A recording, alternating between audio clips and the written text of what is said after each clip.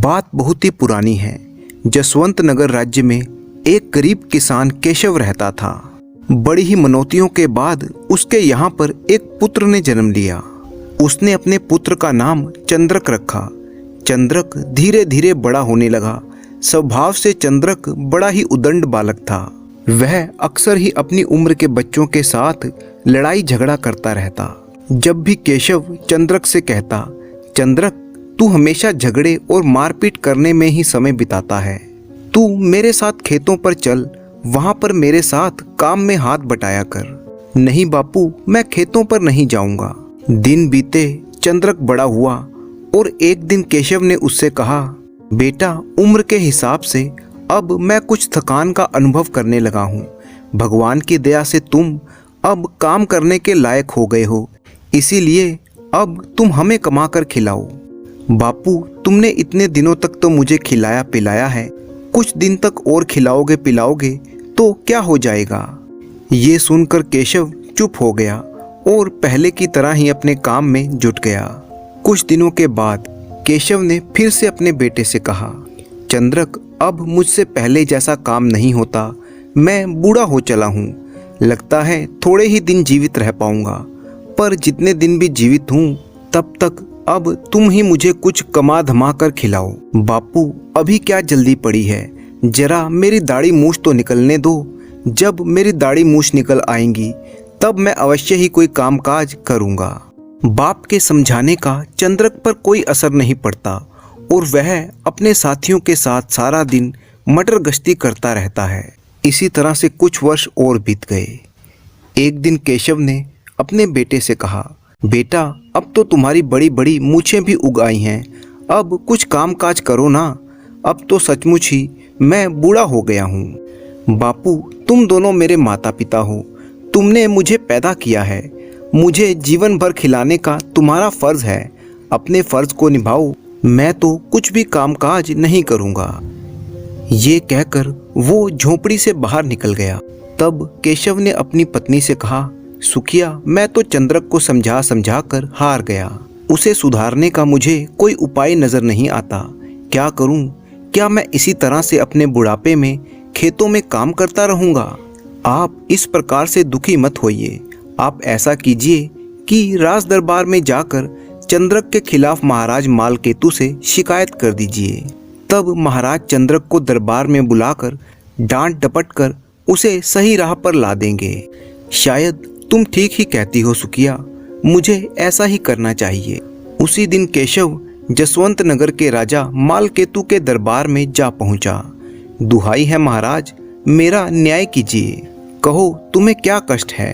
महाराज मेरा एक ही पुत्र है जिसका नाम है चंद्रक। इस आस के साथ कि बड़ा होकर वो मेरे बुढ़ापे का सहारा बनेगा, मैंने उसे बड़े ही लाड़ चाव से पाला। अब जबकि मैं बूढ़ा हो गया हूँ तो मेरा बेटा चंद्रक मेरा कोई काम नहीं करता। वो दिन भर अपने आवारा दोस्तों के साथ इधर उधर मटर गश्ती करता फिरता है।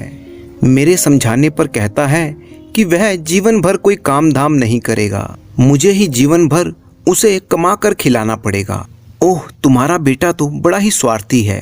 कोई बात नहीं, मैं उसे सबक जरूर सिखाऊंगा। सैनिकों इसी समय जाओ और चंद्रक को हमारे सामने पेश करो। सैनिकों ने बिल्कुल भी देर नहीं लगाई और शीघ्र ही वो चंद्रक को लेकर महाराज के सामने उपस्थित हो गए। महाराज ने चंद्रक से कहा, चंद्रक क्या ये तेरा पिता है? हाँ महाराज। क्यों रे चंद्रक, तू इतना जवान और हट्टा कट्टा है, फिर भी काम धाम क्यों नहीं करता? अपने बूढ़े माँ बाप को कमा कर क्यों नहीं खिलाता पिलाता? महाराज मैं काम काज करूं भी तो क्या करूं, मैंने आज तक कोई काम काज सीखा ही नहीं और काम काज सीखने की अब मेरी उम्र भी नहीं रही।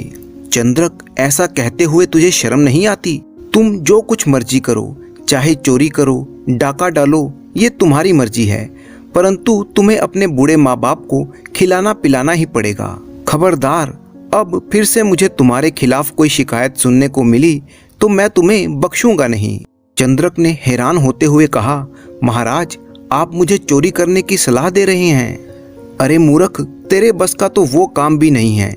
चोरी करने में भी दिमाग का प्रयोग करना पड़ता है और मेहनत लगानी पड़ती है। तुम जैसे निठल्ले और कामचोर के बस का ये काम भी नहीं है। ऐसे पुत्र का पिता होने से तो अच्छा है कि आदमी निपुता ही रहे। चंद्रक, तू मानव जीवन पर एक कलंक है। चंद्रक मन ही मन में सोच रहा था, ओह, भरे दरबार में मेरा इतना अपमान। ये राजा अपने आप को समझता क्या है? क्या मैं इसके डराने और धमकाने से काम धाम करने लगूंगा? नहीं, हरगिज नहीं। इसके बाद जब दोनों पिता पुत्र राज दरबार से बाहर आ गए, तब पिता ने कहा, चलो चंद्रक, घर चलो। नहीं बापू, अब मैं घर नहीं जाऊंगा। आज से तुम मेरे लिए मर गए और मैं तुम्हारे लिए मर गया। चंद्रक, ये तू क्या कहता है रे? ठीक कहता हूँ पिताजी। भरे दरबार में आपने मुझे अपमानित करवाया और अब आपके कलेजे में ठंडक पड़ गई होगी। अब मैं कोई काम धाम करूं या ना करूं, परंतु मैं आपके पास नहीं आऊंगा, ये बात पक्की है। ये कहते हुए चंद्रक वहां से चला गया। उसके पिता ने चंद्रक को रोकने की बहुत कोशिश की, परंतु चंद्रक रुका नहीं। चंद्रक के जाने के बाद केशव सोचने लगा, जाने भी दो इसको, जब कोई ठिकाना नहीं मिलेगा तो थक हार कर घर वापस ही लौट आएगा। इधर चंद्रक नगर से बाहर निकलकर एक जंगल की ओर बढ़ने लगा। चलते चलते सांझ हो चुकी थी और अंधेरा छाने लगा। चंद्रक ने सोचा कि रात इसी जंगल में बितानी पड़ेगी और वह जंगली जानवरों से बचने के लिए एक पेड़ के ऊपर चढ़कर बैठ गया। आधी रात बीत चुकी थी और चंद्रक पेड़ की डाल पर बैठा हुआ सुस्ता रहा था कि तभी उसे किसी आदमी के बोलने की आवाज सुनाई दी। चंद्रक ने पेड़ से नीचे झांका तो देखता है कि एक आदमी, जिसके सामने हीरे जवाहरात और मोतियों से भरी हुई एक थैली खुली पड़ी थी, वो अपनी इस दौलत को देखते हुए कह रहा था, अरे वाह भगवान, आज तो तूने मुझ पर बड़ी ही कृपा की और चोरी में मुझे इतना माल हाथ में लग गया। पेड़ पर बैठा हुआ चंद्रक ये समझ गया कि अवश्य ही ये कोई चोर है जो अपना चोरी का माल लेकर यहाँ पर आ गया है। चंद्रक सोचने लगा कि काश इतनी दौलत उसके पास भी होती। इन्हीं सोच विचार में डूबे हुए चंद्रक का संतुलन अचानक खराब हो गया और वो फिसल कर उस चोर के सामने आ गिरा। उसे देखते ही चोर ने कहा, कौन हो तुम? मैं चंद्रक हूँ। इस पेड़ पर बैठे तुम इतनी रात को क्या कर रहे थे? मैं घर से रूठ कर निकला हूँ। आखिर ऐसी क्या बात हो गई? तब चंद्रक ने उस चोर को अपने विषय में विस्तार पूर्वक बताया। सारी बात जानकर वो चोर मन ही मन में सोचने लगा, ये लड़का हट्टा कट्टा है, क्यों ना इसे अपने चोरी के धंधे में शामिल कर लूं। ये सोचकर उस चोर ने कहा, चंद्रक, मेरा नाम कन्हैया चोर है, क्या तुम चोरी का काम सीखना चाहते हो? हाँ चंद्रक, चोरी का काम करके तुम जल्दी ही ढेर सारी दौलत के मालिक बन जाओगे और फिर चोर बनकर ही तुम राजा मालकेतु से अपने अपमान का बदला ले सकते हो। बात तो तुम ठीक करते हो कन्हैया चोर, मुझे तुम्हारी ये बात स्वीकार है। तो चलो मेरे साथ, मेरा घर नंदी वन में है, हम वहीं चलकर रहेंगे। ठीक है काका। और फिर वो दोनों जल्दी ही कन्हैया चोर के घर पर पहुंच गए। घर पहुंचकर कन्हैया चोर ने कहा, चंद्रक, आज से मैं तुम्हें अपना शिष्य स्वीकार करता हूँ और अपने सारे चोरी के गुण तुम्हें सिखाऊंगा। चंद्रक ने कहा, काका, मैं भी आज से आपको अपना गुरु मानता हूँ और वचन देता हूँ कि मन लगाकर चोरी के गुण सीखूंगा। शाबाश चंद्रक। इस घटना के बाद वो दोनों सो गए। दूसरी तरफ चंद्रक के माता पिता चंद्रक के लिए बहुत ही परेशान थे। खास तौर पर उसके पिता अब पछता रहे थे कि उन्हें महाराज के पास जाकर शिकायत नहीं करनी चाहिए थी। चंद्रक की माँ सुखिया फूट फूट कर रो रही थी। इधर नंदी वन में यह चोर चंद्रक को चोरी करने के नए नए तरीके सिखा रहा था। उसने चंद्रक से कहा, चंद्रक, आज मैंने तुम्हें सिखाया कि किस प्रकार चोरी करने के लिए बड़ी बड़ी इमारतों पर रस्सा डालकर अंदर पहुंचा जाता है। 1 महीने के अंदर अंदर कन्हैया चोर ने चंद्रक को चोरी के सारे गुर सिखा दिए। धीरे धीरे समय बीता, दिन और महीने बीत गए। चंद्रक ने कन्हैया चोर के साथ मिलकर कई जगह पर चोरियां की। वो एक के बाद एक कई चोरियां करता गया और अब वो एक शातिर चोर बन चुका था। फिर एक दिन चंद्रक ने अपने गुरु से कहा, गुरु, मैं जसवंत नगर के राजा मालकेतु के खजाने में चोरी करना चाहता हूँ। ये तू क्या कहता है चंद्रक? मैं ठीक कहता हूँ कन्हैया गुरु। राजा मालकेतु ने भरे दरबार में मेरी हंसी उड़ाते हुए कहा था कि मैं कोई काम नहीं कर सकता, यहाँ तक कि मैं चोरी भी नहीं कर सकता। आज मैं उसको दिखाना चाहता हूँ कि मैं कितना बड़ा और कितना शातिर चोर बन गया हूँ। ठीक है, जैसी तेरी इच्छा। और उसी रात को गुरु और चेला दोनों ने राजा के खजाने पर हाथ साफ कर दिया। जाते जाते चंद्रक ने राजा के खजाने में एक चिट्ठी छोड़ दी। सुबह होते ही ये खबर राजा मालकेतु तक पहुंची और सिपाहियों ने उसे वो चिट्ठी भी दिखाई जो चंद्रक ने लिखी थी, जिस पर लिखा था, राजा मालकेतु, याद कर एक दिन तूने भरे दरबार में मुझे अपमानित किया था कि मैं चोरी करने के योग्य भी नहीं हूँ। आज आंख खोलकर अच्छी तरह से देख ले, मैंने तेरा खजाना चोरी कर लिया। चिट्ठी पढ़कर राजा कहने लगा, ओह, तो ये उस चंद्रक का काम है जिसके पिता कुछ दिन पहले ही दरबार में उसके खिलाफ फरियाद लेकर आए थे। राजा ने तुरंत सैनिकों को आदेश दिया, सैनिकों, केशव किसान के घर जाकर चंद्रक को पकड़कर लेकर आओ। सैनिक बिना समय गवाए केशव किसान की झोंपड़ी पर पहुंचे। सैनिकों ने कहा, चंद्रक कहाँ है? वो तो यहाँ पर नहीं है, वो कई महीनों से घर नहीं आया। झूठ बोलते हो तुम दोनों, चोरी के माल के साथ तुमने ही उसे झोंपड़ी में छिपा रखा है। चोरी के माल के साथ? हाँ, चोरी का माल। उसने राजा के खजाने में चोरी की है।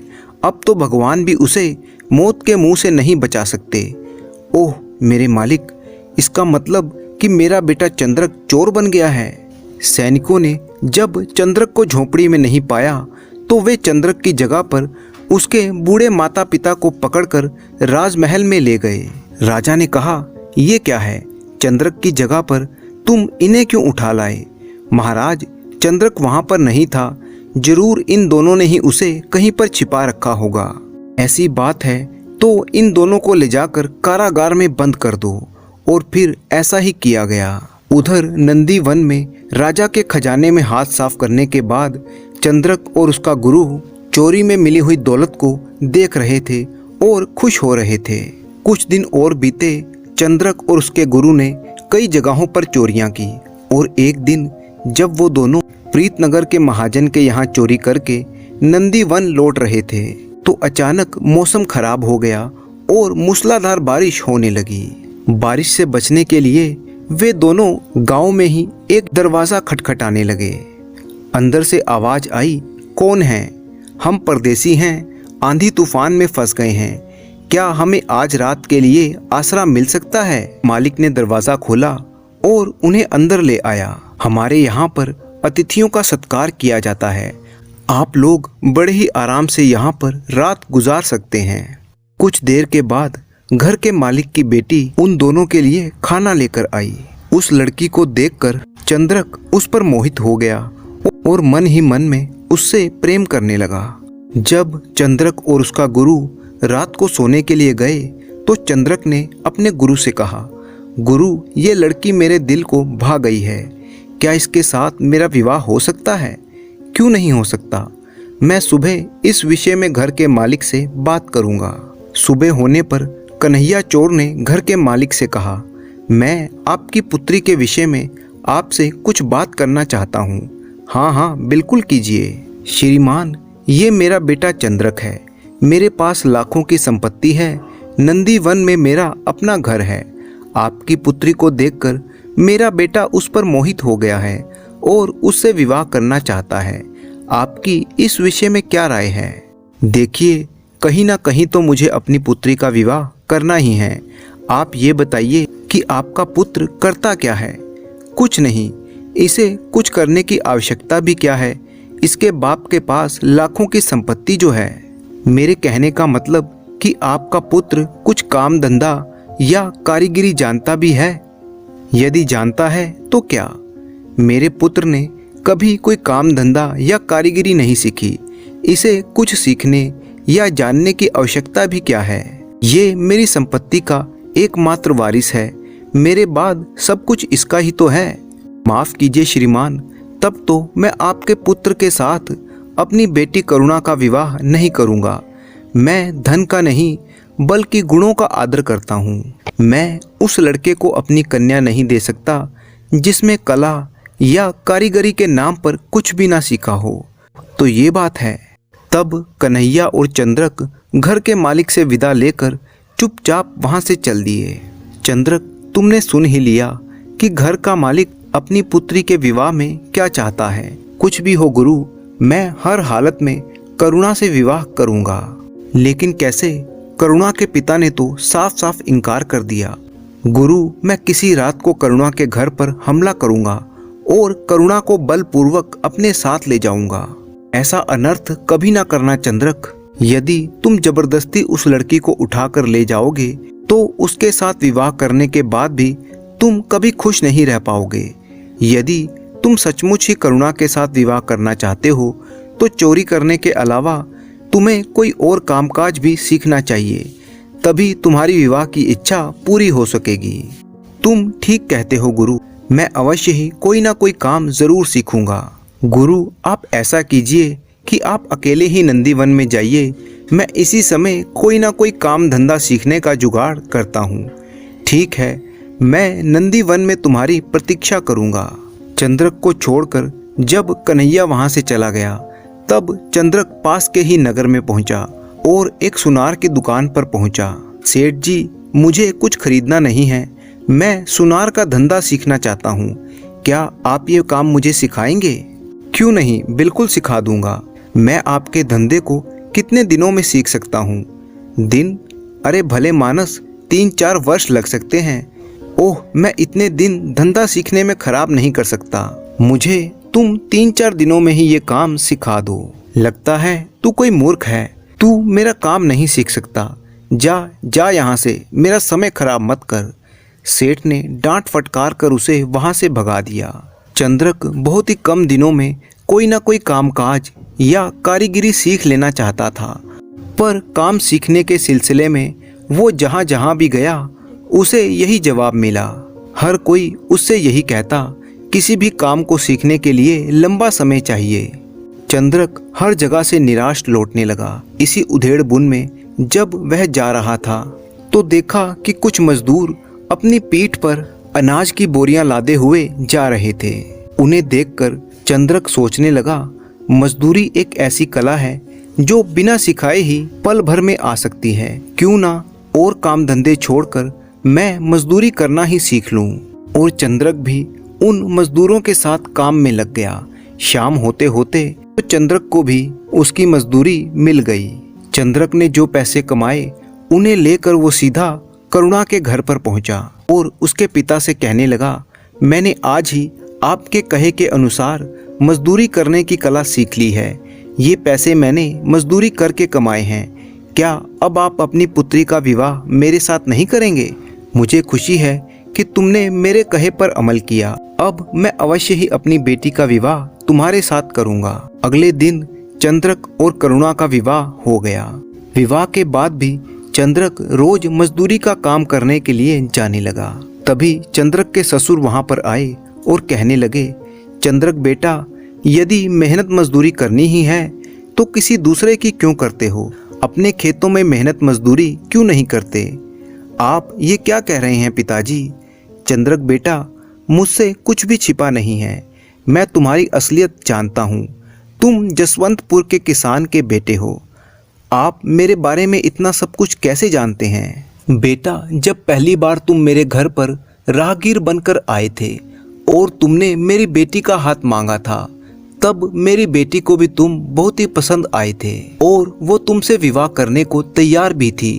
तब तुम्हारे जाते ही मैंने अपने कुछ नौकरों को तुम्हारे पीछे जासूसी करने के लिए लगा दिया था। उन्होंने तुम्हारा पीछा किया और तुम्हारे बारे में सब कुछ पता लगाया कि तुम कौन हो, क्या करते हो और तुम्हारे माता पिता कौन हैं। बेटा, मेरी बात सुनो। चोरी करना बुरा काम है, उसे छोड़कर अपने खेतों में मन लगाओ, इसी में तुम्हारी भलाई है। शायद आप ठीक कहते हैं पिताजी। इसके बाद चंद्रक अपनी पत्नी को लेकर अपने गुरु के पास पहुंचा और कहने लगा, गुरुजी, यदि मैं चोरी का जीवन छोड़ना चाहूं तो क्या आप मुझे उसकी आज्ञा देंगे? क्यों नहीं दूंगा। तुम चाहो तो आज इसी समय चोरी छोड़ सकते हो। तब गुरुजी मुझे वो धन लौटा दीजिए जो मैंने और आपने राजा मालकेतु के खजाने से चुराया था। कन्हैया चोर ने चंद्रक को सारा धन लौटा दिया और इसके बाद चंद्रक वो सारा धन लेकर राजा मालकेतु के दरबार में जा पहुंचा और कहने लगा, महाराज, मैंने आपके खजाने में चोरी करने का दुस्साहस किया था, मुझे क्षमा कर दीजिए, मैं आपका सारा धन लौटाने आया हूँ। राजा ने हैरान होकर कहा, अरे ये अनहोनी कैसे हो गई, परंतु फिर भी तुम सही रास्ते पर लौट आए हो तो मैं तुम्हें क्षमा कर देता हूँ। चंद्रक ने लूटा हुआ सारा धन मालकेतु को लौटा दिया और बदले में मालकेतु ने उसके माता पिता को रिहा कर दिया। अब चंद्रक अपने खेती के काम में जी तोड़ मेहनत करने लगा। उसके माता पिता उसका बदला हुआ रूप देखकर बड़े ही खुश थे। अब वो अपने पूरे परिवार के साथ एक शांतिमय और सुखमय जीवन बिताने लगा।